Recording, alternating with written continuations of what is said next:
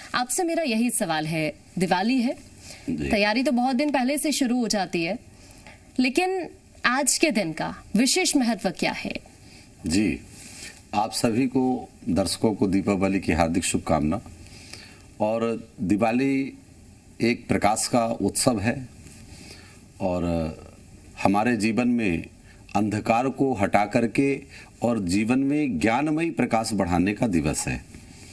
ये बात सबको समझने की जरूरत है और विशेष करके गृहस्थ जीवन में जो सबसे ज़्यादा नितांत आवश्यक है वो है माँ लक्ष्मी का होना, क्योंकि जिस गृहस्थ आश्रम में लक्ष्मी ना हो वो गृहस्थ आश्रम सुखी नहीं जिया जा सकता।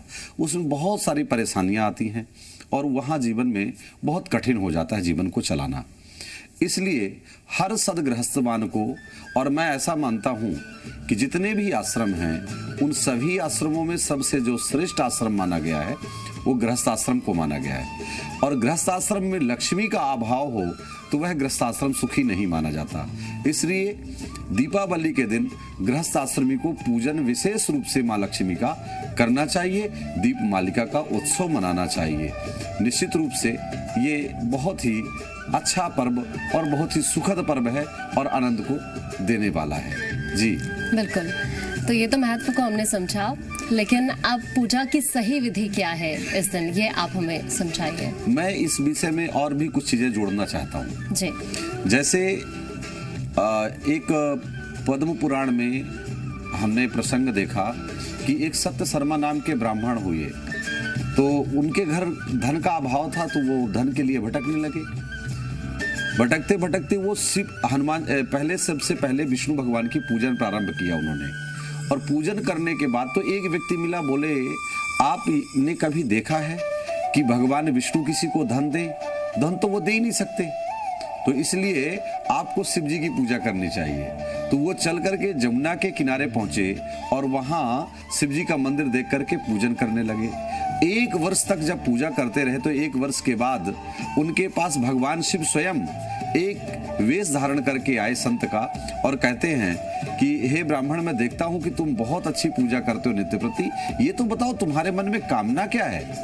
बोले क्या बताऊं महाराज, गृहस्थ जीवन में धन का अभाव है और धन के अभाव के कारण मैं यहाँ पूजन करने के लिए बैठा हूँ और मुझे धन मिल नहीं रहा। मिलता तो है लेकिन मेरे पास ठहरता भी नहीं है, ये बड़ी परेशानी है। तो इसलिए मैं चाहता हूँ कि ऐसी कृपा हो लक्ष्मी जी की कि मेरे घर में धन भी रहे और मेरे घर में सुख शांति भी रहे, अष्ट सिद्धि, नवनिधि, सभी प्रकार से हम शुभ लाभ रिद्धि सिद्धि के साथ हम घर में प्रसन्नता के साथ बने रहें। पर ये सारी चीजें संभव नहीं हो पा रही, तो मैं ये इसीलिए यहाँ पूजा कर रहा था कि ये सब कैसे संभव होगा। तो उन्होंने कहा कि देखो, मैं एक बहुत विशेष महत्व तुम्हें पूजन बताता हूँ। क्या पूजन है?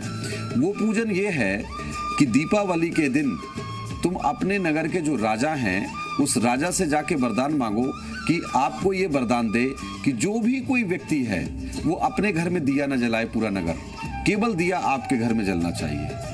और जिस घर में दिया जल रहा होगा, जिस घर में रंगोली बन रही होगी, जिस घर में सुंदर तोरणवाल लगाए गए होंगे पत्तों से सजे हुए, जिस घर में शुभ चिन्ह बनाए गए होंगे, जिस घर में स्वास्तिक बनाया गया होगा, जो सिंदूर से, घी से सिंदूर को घोल करके और स्वास्तिक लिखा जाता है, उस स्वास्तिक का चिन्ह बनाया गया हो, वहां लक्ष्मी जी स्वयं 12 दिन पहले जागती हैं।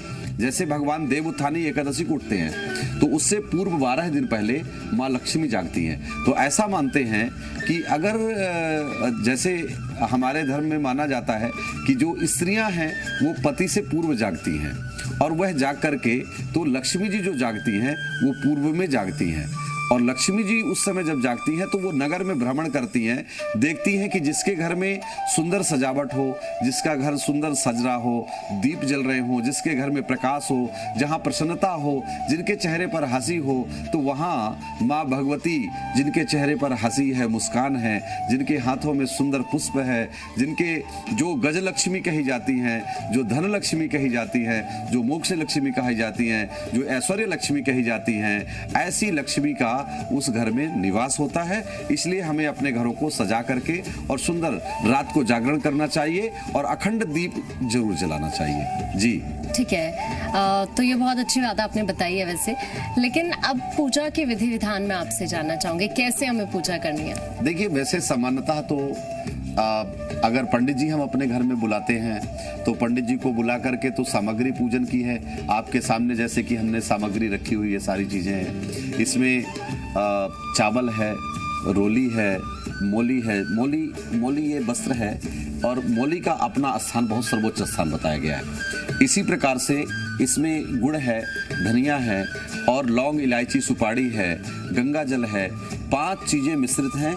इसमें पंचामृत बनाया गया है। पंचामृत क्या है? दूध, दही, घी और शहद को मिला करके पंचामृत का निर्माण किया है। तो ये सामग्री जब हमने और पुष्प रख लिए हैं, दीप जला लिया और धूप जला लिया, तो इस प्रकार से जब हम ये सारी सामग्री एकत्रित हो और हम अपने आप करना चाहते हैं तो हम खुद भी कर सकते हैं। और अगर किसी विद्वान, किसी वैदिक ब्राह्मण को बुला करके अपने घर में लक्ष्मी की पूजा करते हैं तो वो और भी अच्छा है।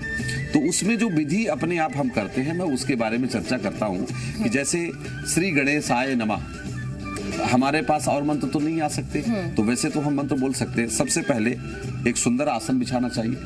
आसन कुशा की भी हो सकता है, डाव का, और आसन सुंदर किसी भी वस्त्र का भी, रेशमी भी हो सकता है। हम आसन ऐसा रख सकते हैं और आसन के ऊपर पूरब की ओर मुख करके बैठना चाहिए पूजन करने वाले को। ये बात विशेष ध्यान रखनी है। इसके पीछे का महत्व क्या है? हमारा पूजा करने वाले जो पूजन करते हैं वो ईष्टाभिमुख होकर के करते हैं या उत्तर की ओर मुख करके करते हैं। ये दो दिशाएं ही पूजा के लिए प्रशस्त की गई हैं। तो इन 2 दिशाओं में बैठना चाहिए और इसके बाद हमें सबसे पहले अपने ऊपर जल का छिट्टा लगाना चाहिए। जैसे आप बैठे हैं तो मैं आपको बताना चाहता हूँ, ओम अपवित्रः पवित्रो वा सर्वावस्थांगतोऽपि वा या स्मृत पुंडरीकाक्षं सबाहे अभ्यंतरा शुचि। हे परमात्मा, जल के देवता, आप मेरे को आंतरिक और बाह्य दोनों तरीके से पवित्रता प्रदान करें, मैं ऐसी कामना करता हूँ या करती हूँ। इसके बाद में हाथ में जल लेना चाहिए। आप जल लेकर के हस्त प्रक्षालन करें। हस्त प्रक्षालन कर सकते हैं ऐसे, और हस्त प्रक्षालन करने के बाद 3 बार मंत्रों का उच्चारण करना है।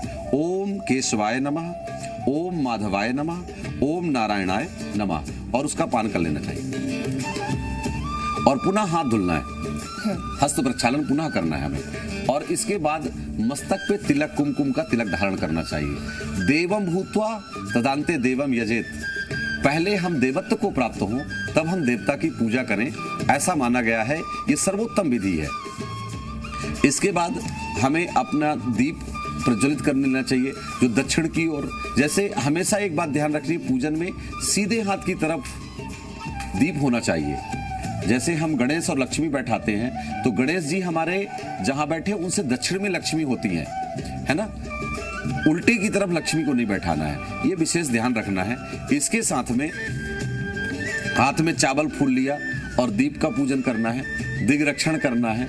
इसके साथ में हमें हाथ में चावल और पुष्प लेकर के स्वस्ति वाचन का पाठ करना चाहिए जो वैदिक ब्राह्मण कराते हैं। स्वस्तिना इंद्रो वृद्धस्रवाः स्वस्तिनः पूषा विश्ववेदाः स्वस्तिनस्तारिक्षो अरिष्टनेमि स्वस्तिनो बृहस्पतिर्दधातु। ये एक मंत्र है, शांति पाठ कहा जाता है। और अंतिम में ओम देवहु शांतिरंतरिक्ष गुं शांति पृथ्वी शांतिरापः शांतिरोषधयः शांति वनस्पतयः शांतिर्विश्वे देवा शांतिर्ब्रह्म सर्वगुं शांति शांतिरेव शामा शांतिरेदि।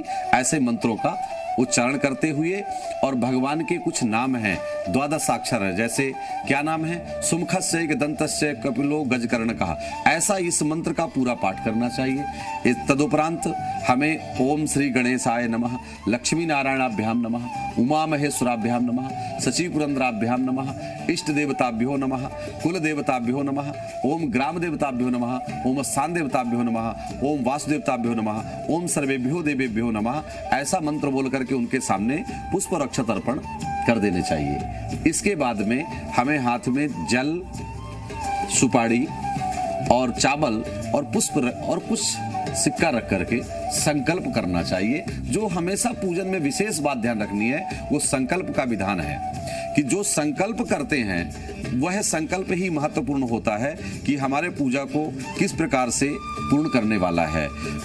तत्सत जम्बू दीपे भरत खंडे कलियुगे कल प्रथम चरणे दिल्ली प्रदेश से, जैसे हम जिस नगर में जहां भी हैं, दिल्ली प्रदेश में है, उत्तर प्रदेश में है, या हम मध्य प्रदेश में है, राजस्थान में, तो जिस प्रदेश में हो हम वहां प्रदेश का नाम लें। क्षेत्र अमुक क्षेत्र, जिस क्षेत्र में रहते हो उस क्षेत्र का नाम लें और उस क्षेत्र का नाम लेते हुए और अंतिम में जो हमें बात विशेष कहनी है, शुभ तिथि शुभ लगन दीप मालिका या अमावस्यायाम, ये जो अमावस्या है इसके आज जो बार है, इस बार जैसे गुरुवार को है तो वीरवासरान्वितायाम या गुरुवासरान्वितायाम योग करण का नाम लेकर के और अपने गोत्र का उच्चारण करना चाहिए।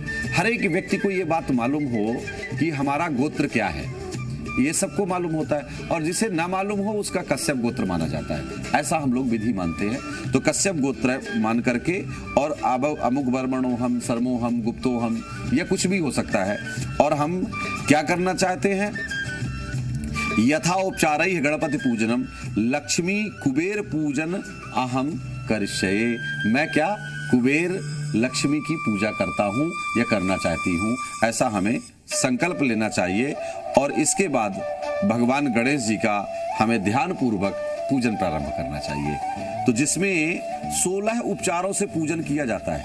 आप एक बात समझिएगा, 16 उपचारों में सबसे प्रथम आसन, फिर जल पैरों में, हाथ में, मुख में और मस्तक में सर्वांग स्नान में, ये 5 उपचार हो गए। इसके बाद दूध से, दही से, घी से, शहद से, चीनी से, ये 5 उपचार हो गए। इसके बाद हमें उनको शुद्ध जल से स्नान करने के बाद गंधोदक जल से और अष्टदल कमल बना करके लक्ष्मी और गणेश की स्थापना करनी चाहिए उस पर, और उसके साथ उनको बैठा करके उस पर स्नान कराना। और स्नान कराने के बाद सुंदर मौली का वस्त्र हो या हमने वस्त्र बनाया हो तो उन वस्त्रों को उनको पहना देना चाहिए और उनका सुंदर सा तिलक करना चाहिए। तिलक करने के बाद उनको यज्ञोपवीत इत्यादि पहनाना चाहिए और चावल, अक्षत, पुष्पमाला, फूल हार चढ़ाना चाहिए, धूप, दीप और नैवेद्य का अर्पण करना चाहिए।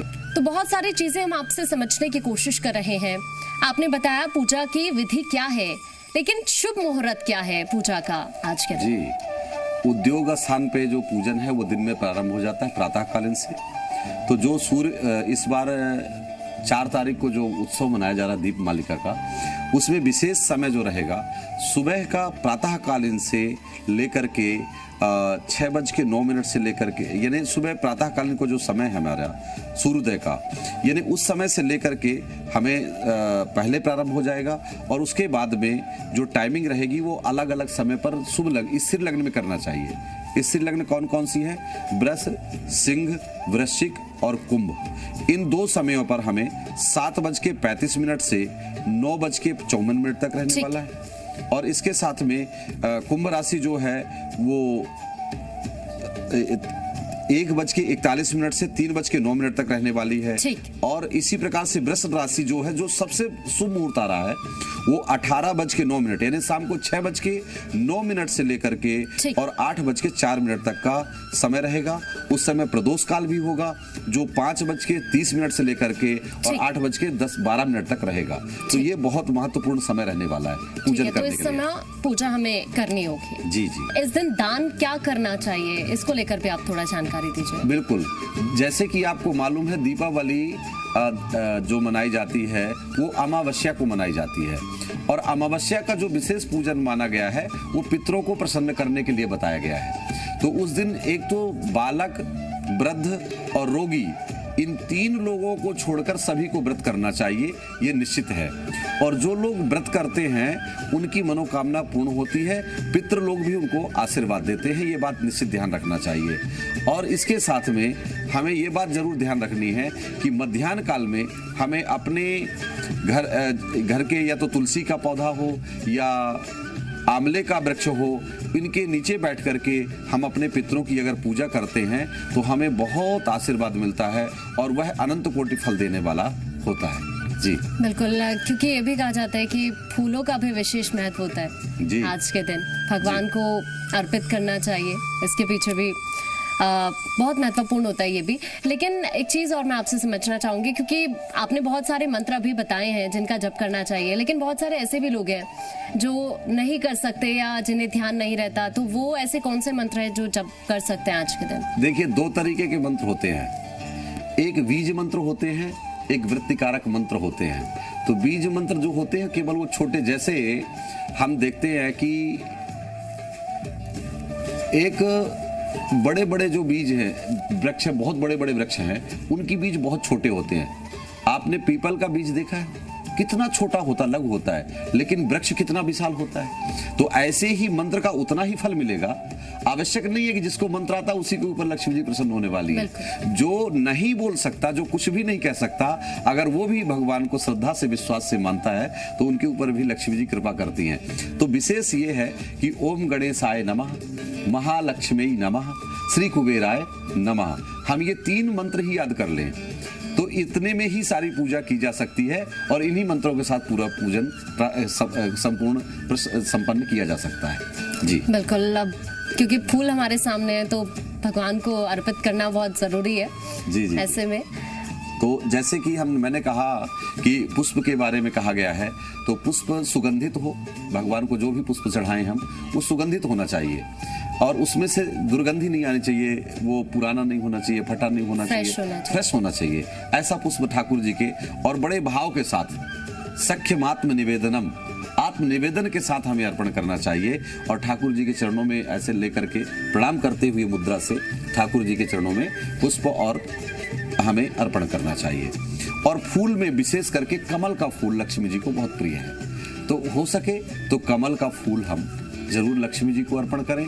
और दूसरी, अगर संभव ना हो, कमल का फूल नहीं मिलता, क्योंकि बहुत लोग खरीदते हैं तो महंगा बहुत हो जाता है, तो अफोर्डेबल से बाहर है हो जाता है कई बार, तो हमें ऐसे लोगों को कमल के बीज मिलते हैं बाजार में, तो कमल के बीज लाएं और धनिया और इसके साथ ही इन सबको मिलाकर कुछ सिक्के हमें अपने घर में एक पोटली बनानी चाहिए, जिसे कुबेर की पोटली कहा जाता है। लाल कपड़े में बनाए, ये ध्यान रखेंगे, लाल कपड़ा होना चाहिए जो नया फ्रेश बढ़िया कपड़ा हो।